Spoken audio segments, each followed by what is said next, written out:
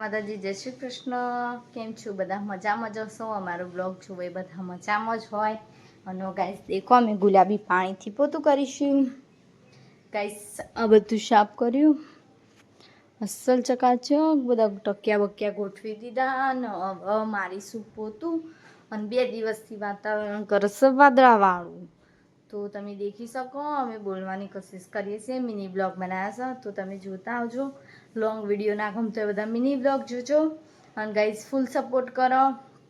Okay, જેટલા subscribe કરો એ બધા જ બ્લોગ દેખો અમારો. અને ગાઈઝ બધું કોમ પતી ગયું, ખાલી પાણી ભરવાનું અને પોતું મારવાનું 2 બાકી છે. તો રાગ એ કરું પછી મળીએ.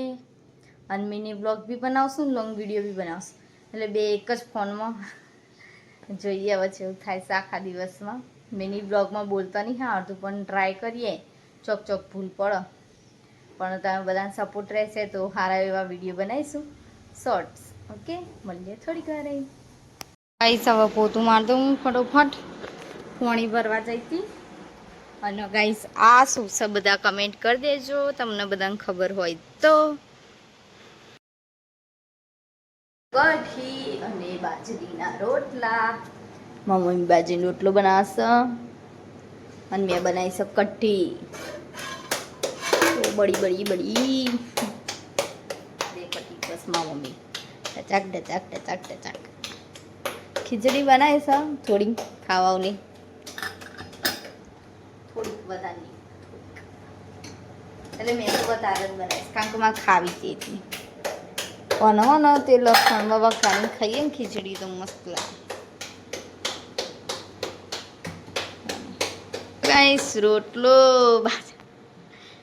ડૉક્ટરે કીધું કે બાજરીનો રોટલો થોડોક ટાઈમ ખાઓ, 15 દિવસ લગાતાર રોટલી ભાખરી ના ખાશો.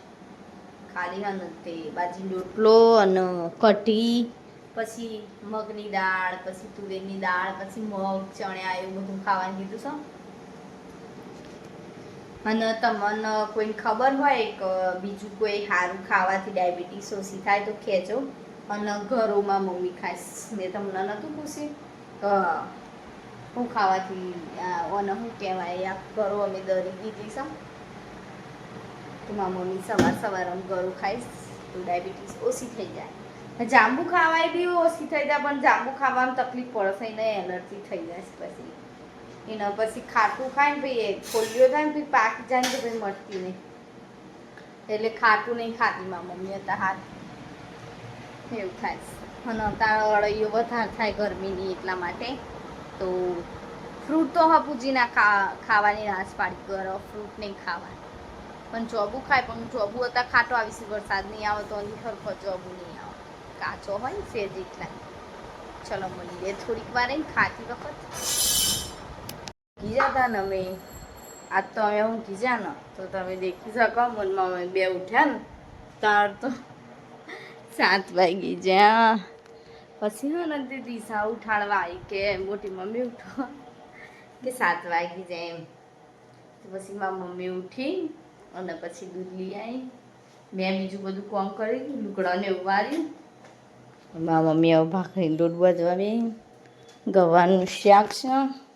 અને મેં બપોરે ખીચડી વધારે બનાવી હતી, મારે વઘારેલી ખાવી હતી ને તે તમે જોઈ શકો. નવા ચોખાની ખીચડી કંટ્રોલમાં, નવા ચોખા જે સારી ખીચડી થાય. ચલો મળીએ થોડીક વાર. જોતી સાસનો બરફ ભાગો દે.